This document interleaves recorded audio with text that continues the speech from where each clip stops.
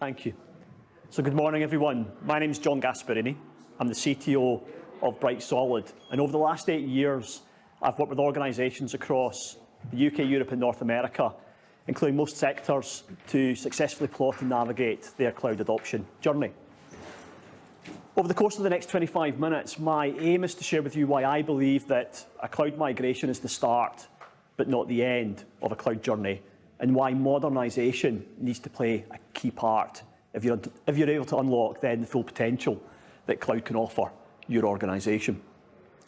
I'll touch on some of the routes that you can choose to migrate to cloud, and I'll look to bring to life some of the modernisation opportunities through 2 customer examples that I'll talk about this morning. One of those is in the form of a video. It's the first time I've used a video in a presentation like this, so I am hoping the technology behaves itself this morning, and I will leave 5 minutes at the end for any questions that you might have. So, unless you're a startup or you're building a greenfield application, most of you will be sitting in an organisation that has to migrate a number of existing applications and services as part of your cloud journey. And depending on who you talk to, whether it's an industry analyst, a hyperscaler, a partner like Brightsolid, they'll come to the table with typically between 5 and 7 migration routes, 5 or 7 Rs, which are covered on the screen there. Rehost tends to be the most common, kind of the go-to approach for a cloud migration. And we've been doing that for years. We've done data centre to data centre migrations, physical to virtual, and now we're doing on-premise to cloud. It's a well-trodden path. There's a great ecosystem of tools that can help you. There's a lot of skill and experience in the market that you can tap into. Great for compelling events. So if you've got a data centre exit you've got to deliver by a certain date, or you've got an end-of-life infrastructure platform or a contract you're exiting, again, Rehost can provide a quick and easy way to get to public cloud.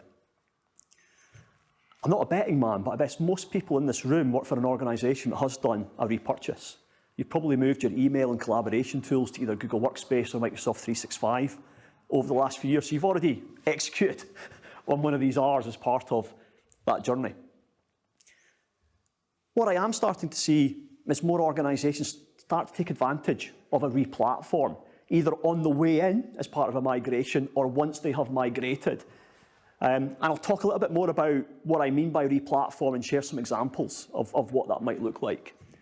And then finally, you've got the refactor. That's the wholesale rewrite of some of your applications. Now, most of us use commercial off-the-shelf software. We're not going to be able to rewrite that. We're going to be dependent on the vendor, but certainly a refactor can work well for in-house developed applications, or if you're using a lot of open source and there's an open source capability that can exploit that. But as you kind of work your way round that wheel in a clockwise direction, the level of change and effort and time increases, as does the cost. The one-off cost is higher as you kind of get from a rehost through to a refactor. But what you might find is that when you look at the total cost of ownership over a 3 or 5 year period, the overall cost will likely be less than just executing a rehost. And in some cases, a rehost can actually cost you more than it did to run in an on-prem environment if you're not careful. These routes also don't predicate a single cloud provider as an outcome. You may choose to execute a rehost, and you might target a virtual machine fleet or running a container cluster for your applications, say on AWS. You've repurchased a collaboration suite through Google with Google Workspace. And you've maybe refactored a security incident and event management platform to Azure Sentinel. So again, these routes don't predicate a single cloud, ultimately. And you also might look to retain some workloads on-premise. There may be a technical or commercial reason why you can't migrate that today, and you need to retain it, and therefore you end up with a hybrid capability. And this kind of plays out in some recent research. There was the State of the Cloud report from Flexera recently, and based on the research they conducted, 80 to 89% of organisations will end up with the combination of hybrid and multi-cloud. So a combination of either AWS, Microsoft and Azure or others, and with likely some retained workload on-premise too. So when you're conducting an application assessment and you kind of look at the routes that you might take to migrate, not every application needs to follow the same route. As I mentioned, Rehost or lift and shift has been the workhorse for migrations for a number of years. something we know and trust, and it can offer you a quick and easy route to exit a data center, particularly if you're doing a large-scale migration. At the other end of the spectrum, you've got the refactor. But again, refactor, given the time it takes and the complexity involved, it's not something you would default to for a large-scale migration. Certainly, in my opinion, I've not seen anyone do it, and I think it only works for certain types of application use cases. What is quite interesting, there was a little bit of research from Gartner recently, and they are suggesting that 95% of digital workloads will run on a cloud-native platform by 2025. That's up from 30% last year. Again, I don't see large-scale migrations driving that number. I think a lot of that will come from net new digital platform development. But the other thing that might drive that is refactoring or replatforming once you've landed in that cloud provider platform. So you've done an initial migration and they use that as the foundation in which to then evolve. But what I am seeing is more and more organisations taking this middle route and the replatform option. And to give you a couple of examples of what I mean by that, in your on-premise environment, if I take a database as an example, you've got data in a database engine running on an operating system, running on infrastructure. If you do a rehost, you're moving the infrastructure to the cloud provider, but you still need to manage the operating system, the database engine, and your data. What we're seeing is organisations starting to migrate to a database as a service capability from the cloud provider. So the cloud provider is then managing the infrastructure, the operating system, and the database engine. They're backing that up, they're patching it, they're giving you high availability out of the box. You don't need to manage any complex clustering or replication. All you're then managing is your data. Another example is for certain workloads, taking advantage of auto-scaling as a capability. So those workloads being able to ramp up capacity and shrink back down based on end customer demand. And then finally, containerization. We're seeing some customers decompose their applications and redeploy those on top of container clusters, again, to give them that greater flexibility to scale up and down and be able to deploy changes in a much, much faster time frame. I'm going to come on and talk about a couple of examples of where we're seeing this happen today. Actually, before I do that, jumping ahead of myself a little bit. As I mentioned, the migration is not the start. Once you've landed, so if you've landed with a lift and shift or a rehost, that provides a fantastic platform in which you can also then start to consider replatforming and evolving some of your applications. So if you've done a lift and shift of a database engine because you had to get out of the data center quickly, you can use that as a platform to migrate to database as a service. Given you're on that cloud platform, you can give back the resources you're consuming at the drop of a hat. You're no longer tied into this 5-year depreciation cycle in your organisation not willing to write off assets. That cloud platform gives you the flexibility to then look to replatform and take advantage of some of the capabilities I've just described. But even when you get to this middle ground provides an ideal springboard to enable your organisation to start to refactor. And again, one of the examples, customer examples this morning I've got, I'll talk a little bit about how they are now starting to do that, having gone and achieved that middle ground. So again, it gives you a shorter path and less complexity and less time and effort. So if I talk about the first customer example, so this is Aceville. Aceville are one of the UK's leading magazine publishers. And they had two drivers to move to cloud. The first one was for part of their infrastructure environment, the managed service provider contract was coming to the natural end. The second thing is the platform they had was very traditional in its nature, had a finite amount of capacity. So when they had peaks in customer demand, the customer experience was incredibly poor. The site was slow and sometimes unresponsive to customer demand, so it was having an impact on their revenue growth and also customer retention. They chose to take a direct route in through the replatform option. And they did this through 3 phases. So phase 1 of the migration involved moving circa 28 applications from an on-premise environment. So there's 28 monolithic applications from an on-premise environment to the cloud. And they took advantage of that database example that I mentioned. And by doing that, they significantly reduced the operational overhead on their internal IT teams. They were now only managing the data, not the database engine, not the operating system, not the cross-site replication, just the data. When we migrated their application workloads, we wrapped them within an auto-scaling capability. So as I mentioned earlier, when they had peaks in demand, the customer experience was poor. Now they were able to satisfy these peaks and demands because the infrastructure would scale out and their applications would scale out when demand was high, and then it would scale back in when it was no longer required. And they were only paying for that extra capacity when they were using it. By taking advantage of automation and techniques such as infrastructure as code and continuous integration, their developers could push out production changes in less than 30 minutes, a significant improvement on where they were previously. And again, they gained from leveraging the cloud provider's capability to improve resilience. They got high availability out of the box with their database engine across 2 availability zones in the UK. And again, with their compute platform and auto scaling, they were balancing that across multiple availability zones as well. So a loss of a data center didn't mean the loss of service. And they also got a significant improvement in their security posture and the controls that they had applied. And they built a set of guardrails so developers could develop new innovative applications and services, but these guardrails prevented them from doing anything that would compromise the security of the data and the application services themselves.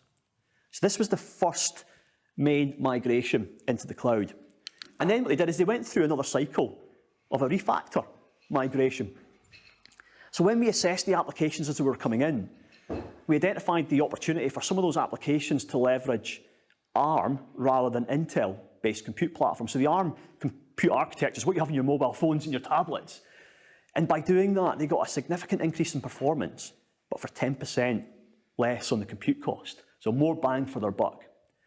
What we also did is we decomposed their applications and deployed those as containers on a container cluster. Gave them that ability to scale up and scale down, but that kind of increased granularity allowed them to change just kind of small components at a time. And they were able to change those small components in less than 4 minutes and with 0 downtime, no impact to the end customer whatsoever. And then, given they had that really solid re-platform foundation, they've more recently started to kind of refactor some of their services to take advantage of some of the more cloud-native capabilities that the cloud provider offers. So while they had auto-scaling at the application layer, the database still had a fixed amount of capacity. It couldn't scale automatically up and down. You could add more capacity, but that was a manual intervention to achieve that. So they've moved their database engine to a serverless capability. So while they've got a minimum level of continuous capacity, that capacity will automatically scale up and scale down like their application tier does to support peaks and troughs in customer demand. And that allows them to get a better customer experience, but again, at a lower cost point as well. What we also did, as well as a refactor, we did another re-platform migration as part of this exercise. We effectively doubled the number of applications they were running within this container cluster. And we were able to double the number of applications, but only increase their cost by 15%. And again, we did this by using the optimization and financial levers that the cloud provider offered. So we committed to use an amount of their compute capacity for the year, and in return, we got a 30% discount from the cloud provider. But we also blended that with more volatile compute resource from that cloud provider, and that came with a 90% discount on the on-demand price. Now, that volatile resource can be taken away within 2 minutes, but the automation would cater for that and bring in some on-demand resource until that volatile resource was back and available again. So again, double the capacity for only a 15% increase in their cost. The second example I've got is improvement service. And again, they've chosen to take the re-platform path for some of their workloads. But as I mentioned at the beginning, some organizations will end up in a hybrid state, so they're looking to retain some of the workloads also on-prem.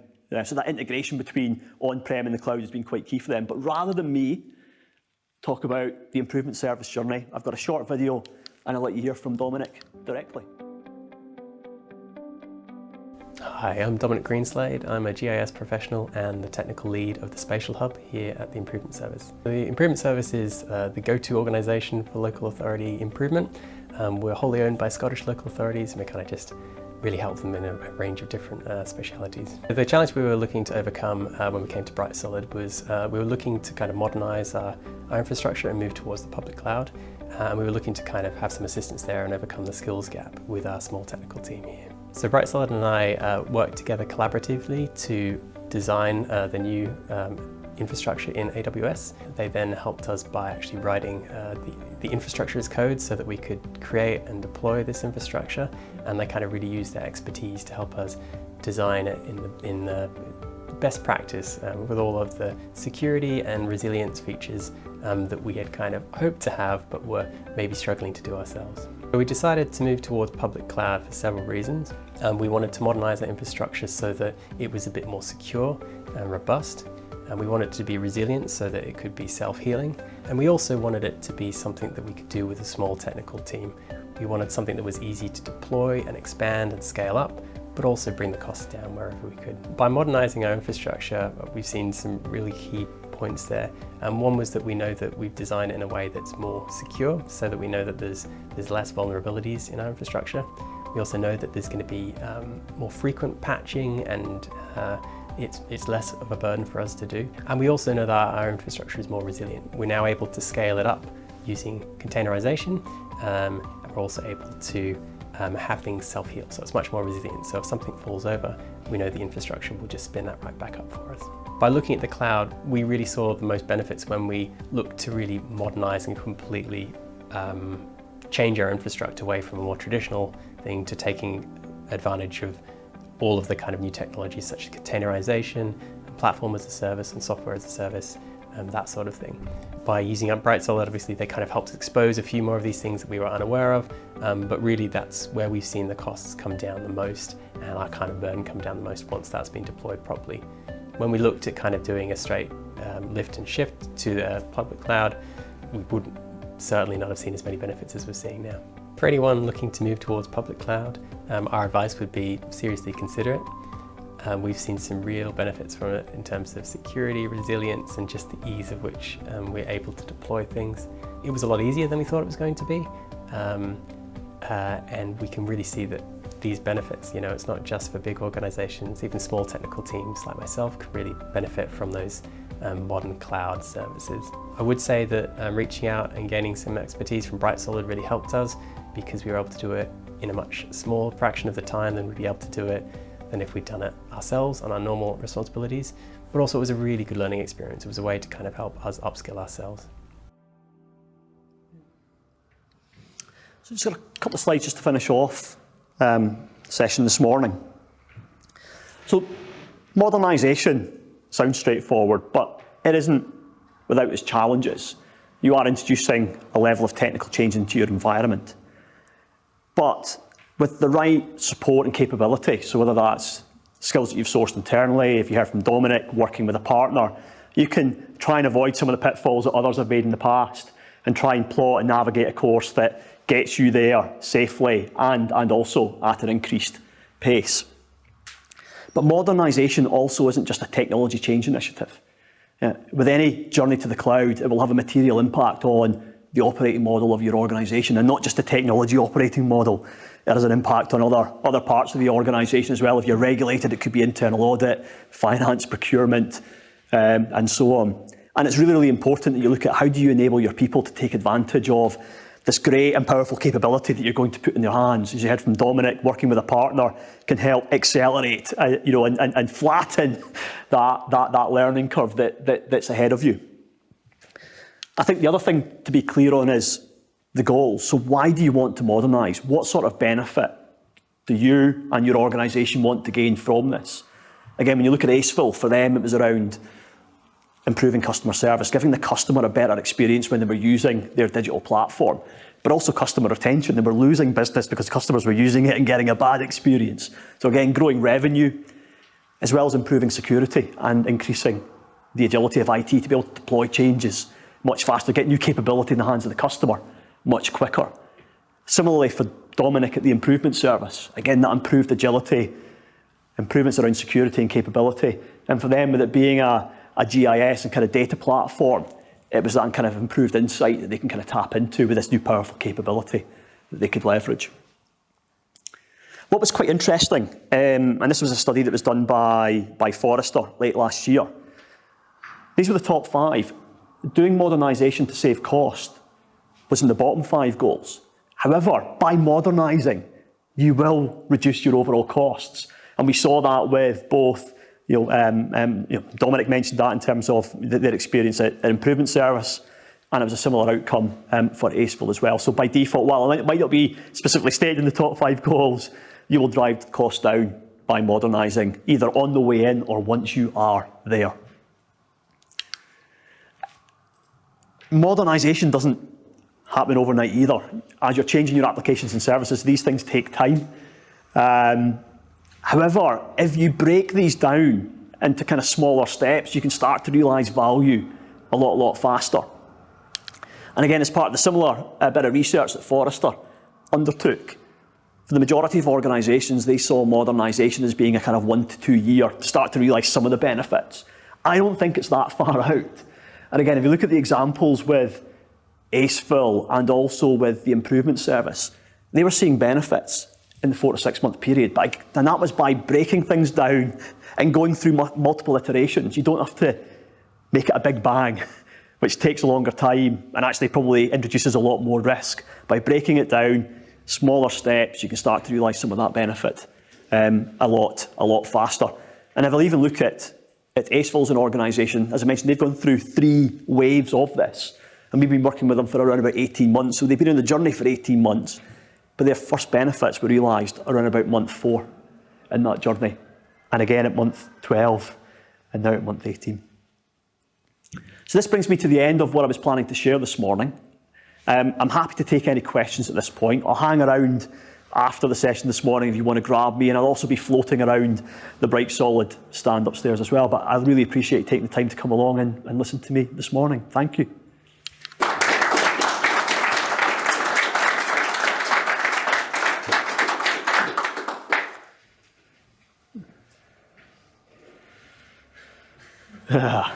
Please. That's it, yeah. There's two Thanks for that, John. Yeah. I'm Alistair, I'm a CloudSoft, so a local competitor to you guys. I know CloudSoft, yes. AWS consultancy. It's really nice to hear your experiences of migrating customers to help them get value out of cloud.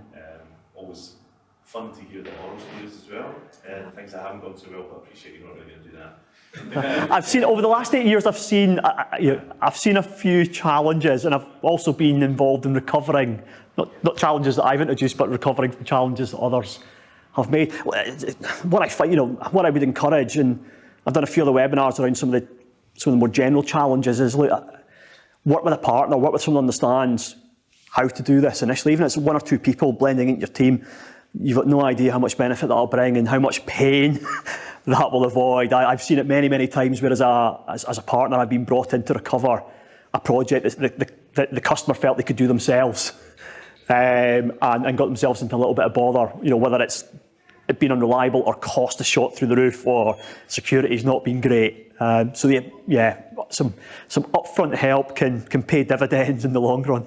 Completely don't disagree with that. As an AWS partner ourselves, it's important to get the substrate right, that kind of platform on which you're building, whether it's identity access management or CloudWatch or accounts and organisations. These are the kind of foundational things that cut across every other service, and you can almost ignore them when you get started. But you mustn't ignore them. But I can talk from experience. These are the really hard things to retrofit later. Get those foundations right at the beginning, and you've got a much easier path. I've worked for an organisation where they were in a lot of pain, and we just couldn't retrofit. We had to effectively migrate them from an AWS environment to a new one with the foundations to actually give them the capability they needed. They were a regulated organisation, so they had no choice, but it cost them a lot more money. Yeah, brilliant. Alistair, thank you. Great. Excellent. So, again, thank you for your time this morning. As I say, I'll hang around at the end if you do want to grab me, but I'll also be upstairs if you want to have a chat. Thank you. Enjoy the rest of the event.